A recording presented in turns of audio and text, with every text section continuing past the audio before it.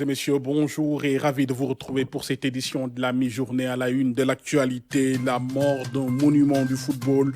L'ancien président de l'Olympique de Marseille, Pape Diouf, est décédé ce mardi des suites du coronavirus. Il était sous assistance respiratoire et devait être rapatrié à Nice. Cet après-midi, nous ouvrons une large fenêtre sur cette triste nouvelle qui a fait la une des tabloïds locaux et du monde entier. Pape Diouf est donc le premier cas de décès lié au Covid-19 au Sénégal. Ce mercredi, 15 nouvelles contaminations ont été enregistrées. Il s'agit de 14 cas contacts suivis par les services de santé et un cas importé. 5 patients ont été déclarés guéris à ce jour. 190 cas ont été testés positifs, dont 45 guéris et 145 sous traitement. Dans l'actualité également, le Conseil des ministres en mode visioconférence présidé par le chef de l'État il y a quelques heures. Le président Macky Sall évolue ainsi dans les mesures barrières dans le cadre de la lutte contre le coronavirus. On le verra. Voilà pour les titres de ce trésor, mesdames et messieurs. Merci de nous recevoir chez vous. D'abord, la réunion hebdomadaire du Conseil des ministres en mode visioconférence présidée il y a quelques heures par le chef de l'État, je vous le disais. Ce sera désormais la règle jusqu'à nouvel ordre. À situation exceptionnelle, mesure exceptionnelle, le président Macky Sall évolue ainsi dans les mesures barrières dans le cadre de la lutte contre le coronavirus. Compte rendu avec Omar Nying. C'est un jalon de plus dans les mesures barrières initiées par le président de la République face au Covid-19. Avec ce Conseil des ministres en mode visioconférence, le chef de l'État préside donc la réunion hebdomadaire, dont le format a suivi l'évolution de la pandémie.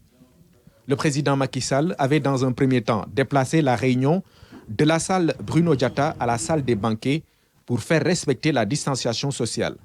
Aujourd'hui, il communique avec ses collaborateurs à distance.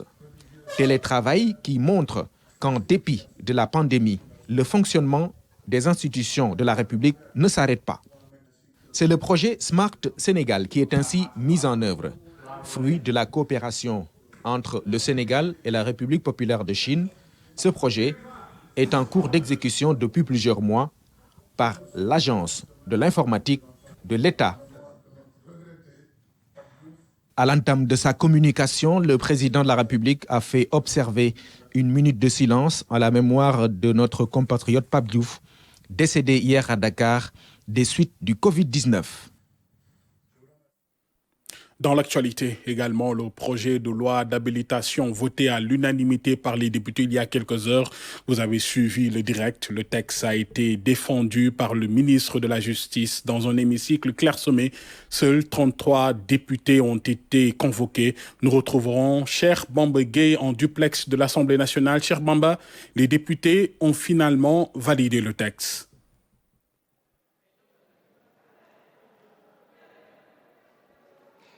Bonjour, René-Léon Fonseca. Bien entendu, comme vous l'avez suivi donc en direct à travers la télévision nationale, les députés ici à l'Assemblée nationale ont validé à l'unanimité. C'est le caractère expressif de ce matin, important à l'unanimité. Les députés, les 33 qui étaient présents ici à l'hémicycle, ont voté le texte donc soumis à l'Assemblée nationale à l'unanimité. Donc c'est un consensus qui a prévalu ce matin, vu donc l'heure qui est grave, comme l'a rappelé le chef de l'État dans son intervention la semaine dernière. Donc les députés ont compris ces enjeux aujourd'hui auxquels donc nous faisons face, donc pour pouvoir permettre au président de la République de prendre toutes les mesures qu'il faut par ordonnance, et c'est extrêmement important. Après 3 mois, donc les députés ils vont revenir ici également à l'Assemblée nationale pour dire ce qui a été fait donc par ordonnance par l'exécutif. Alors sans plus tarder, peut-être nous allons recevoir donc en direct avec nous la vice-présidente à l'Assemblée nationale, Madame Awa Gueye, donc vice-présidente à l'Assemblée nationale. Madame la vice-présidente, bonjour. Présidente de la Commission Santé, Affaires sociales et Solidarité nationale. Effectivement, c'est bon la précision puisque vous étiez également vice-présidente. Voilà. Honorable, vous avez suivi ce matin les travaux, le caractère donc solidaire donc à l'unanimité qui a prévalu ce matin. Oui, effectivement, c'est avec beaucoup de satisfaction que j'apprécie la manière par laquelle le projet de loi a été adopté ce matin, de manière consensuelle et de manière unanime. Et cela montre en fait que nous, députés, malgré nos différences de coalition et de partis, nous savons nous mettre ensemble quand l'essentiel s'impose. Et je pense que tous les députés ont eu la conscience claire que maintenant nous n'avons qu'un seul ennemi, c'est le Covid-19. Et cet ennemi, nous ne pouvons le vaincre qu'avec la solidarité, la détermination et l'engagement de tout un chacun. Voilà. Merci, honorable député. Merci beaucoup. Voilà, donc c'était l'honorable député Awa Gueye, ici à l'Assemblée nationale. Donc René Léon Fonseca, le texte, donc on le souligne encore une fois, a été adopté ici à l'unanimité par les députés. Il n'y avait que 3 orateurs, vu donc la concertation qu'il y a eu donc en commission avec les présidents de groupes parlementaires, également les non-inscrits qui étaient représentés par El Hadj Sall, également le groupe parlementaire Benno Bokk Yakaar, Aïmerou Gningue, et également Serigne Cheikh Mbacké qui a représenté le groupe des libéraux. Donc bref, c'est un esprit de consensus qui a prévalu ce matin. Peut-être Sira Ndiaye, honorable député également. Madame Sira Ndiaye, tout le plaisir de vous recevoir en direct sur la télévision nationale. Vous également vos impressions après le projet de loi permettant au chef de l'État de prendre par ordonnance toutes les mesures. Je vous remercie. Je voudrais aujourd'hui me réjouir du vote de la loi d'habilitation qui a été votée, comme vous l'avez constaté, à l'unanimité des 32 députés qui ont été désignés par les groupes des non-inscrits, du groupe de la majorité et du groupe de l'opposition Liberté et Démocratie. Cela prouve qu'aujourd'hui, au-delà de nos clivages politiques, au-delà de nos appartenances politiques, nous pouvons se retrouver autour de l'essentiel. Et aujourd'hui, l'essentiel, c'est d'être autour du président de la République, derrière le président de la République, pour convaincre cette maladie, cette pandémie qui, aujourd'hui, trouble le monde entier. Merci, c'était donc l'honorable député Sira Ndiaye. Voilà, donc René Léon Fonseca, ce qu'on pouvait dire ce matin, donc avec les députés qui ont voté à l'unanimité ce texte. Peut-être juste nous permettre en 30 secondes de recueillir la réaction également de l'honorable député. Voilà, Mamadou maire de Vélingara également. Oui, maire de Vélingara, oui. Bon, il faut saluer quand même aujourd'hui ce qui s'est passé à l'Assemblée nationale, mais moi je voudrais d'abord prier pour demander à tout le monde de continuer de prier. Comme vous le savez, l'heure est grave. L'Assemblée et les députés ont pris conscience de ce qui se passe et on a donné les pleins pouvoirs au président de la République pour pouvoir faire face. Nous devons maintenant, ce qui nous reste à faire, c'est de prier et surtout de s'auto-confiner. Les gens doivent rester à la maison, respecter les consignes, était vraiment par les experts. Yalla Moussal vraiment qui fait barbe. Je vous remercie. Merci. Voilà, merci. Donc voilà René Léon Fonseca, les députés à l'unanimité qui ont souligné le caractère de la solidarité qui a prévalu ce matin. Donc le texte qui a été voté à l'unanimité et qui permet au chef de l'État donc de prendre toutes les mesures qu'il faut par ordonnance pendant 3 mois. Voilà Fonseca, ce qu'on pouvait dire ce matin ici en direct à l'Assemblée nationale.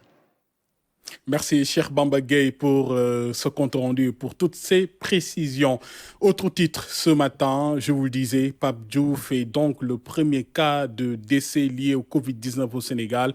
L'annonce est du docteur Aloïse Waly Diouf, selon le directeur de cabinet du ministère de la Santé et de l'Action sociale. 15 nouvelles contaminations ont été enregistrées ce mardi. Il s'agit de 14 cas contacts et un cas importé. 5 patients ont été déclarés guéris à ce jour. Le Sénégal compte 190 cas, dont 45 guéris et 145 sous traitement. On écoute justement le docteur Aloïse Waly Diouf.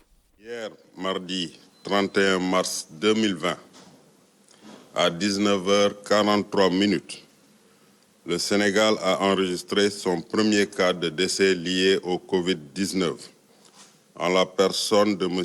Mababa Diouf, plus connu sous le nom de Pape Diouf. Je présente au nom de Monsieur le ministre de la Santé et de l'Action sociale, actuellement en réunion au Conseil des ministres, au nom de Monsieur le Président de la République, Son Excellence Macky Sall, du gouvernement et du peuple sénégalais, mes condoléances attristées à sa famille, ses proches et à toute la nation. Je remercie et félicite également le personnel de santé qui n'a ménagé aucun effort dans la prise en charge de notre regretté compatriote. En ce qui concerne la situation de ce mercredi 1er 2020, les résultats des examens virologiques réalisés sont les suivants. Sur 195 tests réalisés, 15 sont revenus positifs. Il s'agit de 1 cas importé, 14 cas contacts suivis par nos services. 6 patients hospitalisés ont été déclarés guéris ce jour. Ils sortiront d'hôpital dans les prochaines heures.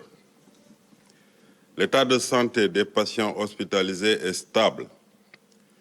Le second cas grave annoncé lors de notre communication du 30 mars 2020 a été évacué hier soir vers son pays d'origine à sa demande.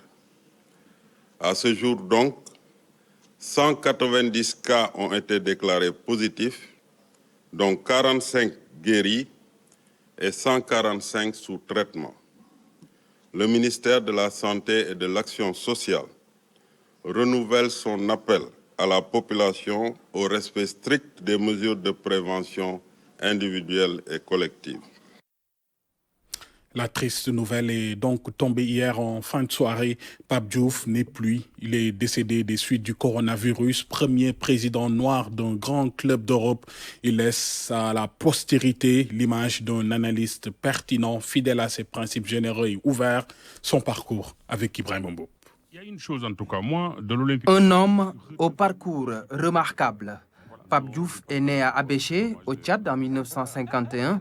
Il a grandi au Sénégal et en Mauritanie avant d'atterrir à Marseille dans les années 70. Une ville qu'il a adoptée, son quartier de cœur, Belzance, a beaucoup aidé le jeune Sénégalais à bien s'intégrer. Quartier qui non seulement contenait pour l'essentiel des étrangers venus d'Afrique, noirs ou blanches, mais qui ne connaissaient pas la violence. Et ça, c'est la chose dont je me souviens le plus. Il n'y avait aucune violence. Les communautés cohabitaient, je dirais, de manière pacifique. À Marseille, Pape Diouf entame des études en sciences politiques, puis travaille dans les services postaux de la ville. Par la suite, il débute une carrière de journaliste et intègre le journal La Marseillaise en 1975. Sa liberté de ton et son professionnalisme sautent aux yeux. Le rédacteur en chef de l'époque m'avait dit: il ne faut pas flinguer tout de suite Bernard Tapie parce qu'on ne sait pas de quoi il est porteur pour notre ville. Ben oui, et il peut peut-être nous faire vendre des numéros. Et je t'avais flingué quand même. À partir de 1988, Pape Diouf quitte les salles de rédaction et devient agent de joueur. L'homme de confiance des footballeurs de renom comme Pape Fall, Basile Boli, Joseph-Antoine Bell, Abedi Pelé et compagnie. Si ces garçons-là sont d'abord venus vers moi, ensuite ont mené leur carrière avec moi, c'est que probablement en retour, ils ont eu ce qu'ils attendaient. Et dès lors que de tels garçons à la personnalité aussi forte pour chacun, si eux-mêmes, ils avaient donc crédibilisé le travail que je faisais, c'est sûr que pour ceux qui étaient derrière, c'était peut-être un peu plus facile, quoi. En quelque sorte, oui, je peux dire qu'ils m'ont peut-être servi de caution morale au départ. Dans les années 2000, Pape Diouf franchit un autre palier en devenant directeur sportif, manager général et cerise sur le gâteau, président de l'Olympique de Marseille en 2005. C'est le premier noir à ce niveau de responsabilité en Europe.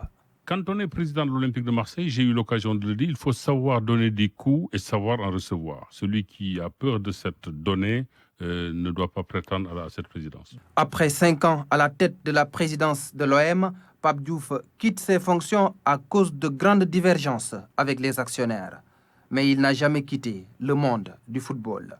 Pape Diouf a souvent défendu ses idées avec brio, un verbe fleuri et des arguments convaincants. Il laisse à la postérité 2 livres, C'est bien plus qu'un jeu ou encore de but en blanc. L'homme est chevalier de la Légion d'honneur française depuis 2013, mais aussi ancien candidat à la mairie de Marseille.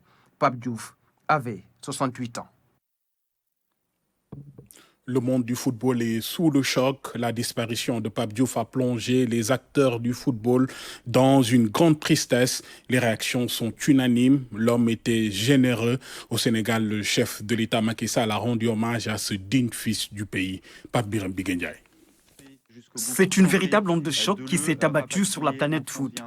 La disparition brutale de Pape Diouf a secoué le Sénégal, l'Afrique et la France. Les réactions sont venues de partout. Les hommages se multiplient, vous l'avez vu, de Macky Sall, le président du Sénégal, à ses anciens joueurs comme Basile Boli. Le président de la République Macky Sall a rendu hommage à cette grande figure du sport, un dirigeant engagé, dira-t-il, une éminence grise du football. Le chef de l'État a suivi de près l'état de santé de Pape Diouf depuis son admission à l'hôpital. Il a présenté les condoléances de la nation à sa famille. D'anciens joueurs ont salué la mémoire de Pape Diouf. Ceux-là qui étaient en affaire avec l'ancien président du club phocéen et aussi proches de lui. Grégory Coupé, Basile Boli, Djibril Cissé, Marcel Desailly, Samir Nasri, Didier Drogba ou encore Franck Ribéry. Mentor de plusieurs joueurs devenus de grandes stars, Pape Diouf laisse derrière lui un grand vide. Pape a été mon ange gardien pendant toute ma carrière, un très bel ami. Sa voix unique me manquera à jamais. Plus aucune place pour la rivalité. Très triste d'apprendre le décès d'un monument de notre football. Il représente aussi pour beaucoup de Marseillais un exemple de réussite, d'un garçon qui est vraiment qui s'est extrait des difficultés pour arriver quasiment au sommet. Donc c'est un exemple, Pape Diouf. Habib Beye, ancien défenseur de l'OM, a perdu un père, un homme exceptionnel. Réaction également de Sadio Mané sur Instagram. Une pluie d'hommages qui s'abat sur le monde du foot. Didier Deschamps, Khalilou Fadiga, Samuel Eto'o, Pape Thiaw, Mamadou Niang, Joseph-Antoine Bell, le premier joueur représenté par Pape Diouf, à l'époque où il était agent. Entre les deux hommes, il n'y avait pas de contrat, juste une poignée de main pour marquer un lien indéfectible. Des dirigeants tels que Jean-Michel Aulas, des techniciens comme José Anigo ont tous admiré l'homme. Ce fils adoptif de la Provence, Marseille, qui s'est réveillé ce matin, dont la plus grande tristesse, en se rappelant au bon souvenir de cette figure emblématique du football africain et marseillais. Moi, je vous connais bien quand même. Ah bon, moi aussi je vous connais. Non. Pape Diouf est mort et Marseille pleure. Pape Diouf, à jamais dans les cœurs et les esprits, l'homme à la moustache légendaire était un personnage multidimensionnel. Le décès de Pape Diouf a fait la une des quotidiens nationaux et internationaux. Tous les journaux en ont fait état. Voilà la revue de presse avec El-Hadj Thierno Dramé. Pire nouvelle qui pouvait tomber en cette période de lutte contre la pandémie du Covid-19. Le peuple sénégalais, la presse et le monde du foot, tous sous le choc. Et ça se voit à la une des quotidiens sénégalais où les larmes coulent. Source A annonce que le Covid-19 ouvre son compteur mort. Et c'est Pape Diouf, le premier cas de décès du Sénégal, informe la Tribune. Vox Populi confirme Pape Diouf, premier mort du coronavirus au Sénégal, et rappelle que l'ancien journaliste était sous assistance respiratoire. Un brin énervé, Libération s'exclame, ce maudit virus nous l'a pris. Ce virus, le Covid-19, emporte notre pape, selon Sud Quotidien, qui offre à Momodou Koumé sa une pour qu'il dise adieu à Pape Diouf. Pape Mababa perd le match de sa vie, informe Critique. Son dernier, selon le quotidien, hélas. Les Échos informent qu'il était gravement malade sous assistance respiratoire et devait être évacué à 19h à Nice. Le quotidien sportif Stade se pare de noir et constate que c'est le monde du foot qui est sous le choc et publie des multiples témoignages de sportifs qui l'ont connu. Macky Sall, Augustin Senghor, Bakary Cissé ou encore Habib Beye sont à la une de Record, pour qui le Sénégal a perdu son pape. L'Obs, qui joue sur les mots, parle du sommeil du numéro 1 comme le premier décès lié au Covid-19, sommeil avec les lettres O et M en référence à l'OM, l'Olympique de Marseille, dont Pape Diouf fut le président. Ce qui fait dire aux témoins qu'un Marseillais tombe à Dakar. Voilà ce qu'on pouvait dire cet après-midi sur le décès de Pape Diouf des suites du coronavirus. Le service sport de la rédaction vous donne rendez-vous aux environs de 17h pour une édition spéciale avec des invités spéciaux. Rendez-vous à suivre absolument. Pour finir, on parle de la protection de la biodiversité. Les agents des parcs nationaux sont en première ligne de ce combat. C'est ce qu'a annoncé le lieutenant Marius Niaga, conservateur vétérinaire des parcs nationaux sur le plateau de Kinkeliba. Il est revenu sur la relation entre l'homme et l'animal dans la transmission de certaines maladies. On l'écoute. Je pense qu'il y a souvent, quand il y a des pandémies, ça permet de mettre en lumière le rôle que jouent les animaux par rapport au stade précoce des maladies. Vous l'avez vu avec le Covid-19, les gens accusent, à raison ou à tort, certains animaux sauvages de la faune. Et pour dire que l'émergence de ces maladies chez l'homme peuvent être endiguées si toutefois on prenait en compte l'effet qui se trouverait au niveau de la faune. C'est-à-dire, si on parvient à voir que c'est dans la faune où la maladie débute, avant de se retrouver chez l'homme. On peut endiguer cette maladie au niveau de la faune et ne plus avoir de problèmes au niveau de l'homme. Ça s'est passé dans certains pays de l'Europe de l'Ouest, où on a vu que la rage, qui fait beaucoup de dégâts au niveau humain, on a vu que ça se manifestait chez les renards. Ça commençait chez les renards avant d'arriver chez l'humain. Donc il a suffi tout simplement de vacciner les renards et du coup, certains pays de l'Europe de l'Ouest n'ont plus de rage humaine. Donc, pour dire qu'au début, on a un peu écarté. Au niveau de la santé, les gens ont fait beaucoup de découvertes. Ils ont essayé trop en avance, ils ont fait des essais. Mais le côté animal, surtout faune sauvage, a été oublié. Alors qu'il y a des milliers et des milliers de maladies qui s'y développent. Du fait qu'il y a beaucoup d'espèces. L'humain, c'est un seul homme. On parle de pédiatres qui s'occupent des enfants et autres. Chez les vétérinaires déjà, il y a déjà le chien, il y a déjà le cheval. Vous avez beaucoup plus de sujets en fait que le la médecin faune, classique. c'est encore autre chose. Ouais. La faune, ce sont des centaines et des centaines d'espèces qui y sont. Et chaque espèce a sa particularité. Il y a des espèces qui ont la possibilité d'avoir des maladies et ne pas tomber malades. On les appelle des réservoirs sains ou bien des porteurs sains. Tandis que ces maladies, si ces maladies se retrouvent chez l'humain, en traversant bien sûr la barrière espèce. Ce n'est pas toujours facile de traverser la barrière espèce, mais l'homme contribue à la traversée de cette barrière. En quoi faisant? La déforestation. Quand on détruit les forêts, le directeur des eaux et forêts était là, je pense hier. On détruit les eaux et forêts, les forêts en oubliant que cette destruction permet de rapprocher l'homme de la faune. Il y a aussi les voyages. Les gens voyagent beaucoup. Il y a le cas de le MERS, c'est-à-dire le Middle East, qu'on appelle ça, Respiratory Syndrome, qui est un coronavirus qui était en Asie de l'Est, mais c'était des patients qui étaient malades qui ont amené ça en Europe. Qui ont voyagé. Qui ont été au contact d'animaux aussi. Ça a débuté souvent dans le milieu sauvage avant de se retrouver chez l'homme. Mais il y a aussi des maladies ou bien des virus qui sont dans des milieux particuliers. Donc quand on les enlève de leur milieu de départ ou bien de leur habitat normal, ils se retrouvent dans d'autres habitats dont ils ne sont pas, c'est pas leur habitat initial. Du coup, ils ont cette possibilité de trouver des populations qui sont très sensibles et ça fait des dégâts. Alors que dans leur habitat initial, peut-être que ces populations sont habituées à... Donc, et vous l'avez dit quelque part pour terminer, il y a même le côté social. Il y a des pays en Afrique comme le Cameroun où les gens se mettent carrément à la consommation de la viande de brousse, surtout des chimpanzés. Et on a vu parfois le virus immunologique d'origine siamienne qui s'est retrouvé, c'est pratiquement le parent du VIH et qui s'est retrouvé chez l'humain. Donc il a traversé la barrière et a fait des dégâts chez l'humain. Alors ce sont des espèces qui sont consommées ailleurs en Afrique. Donc quelquefois, protéger l'humain, dans le cas du One Health, c'est de penser d'abord à protéger l'animal pour que l'humain soit à l'aise. Ok, donc ça, on est carrément dans le domaine du One Health, hein? Donc carrément c'est l'unification de la santé animale et humaine.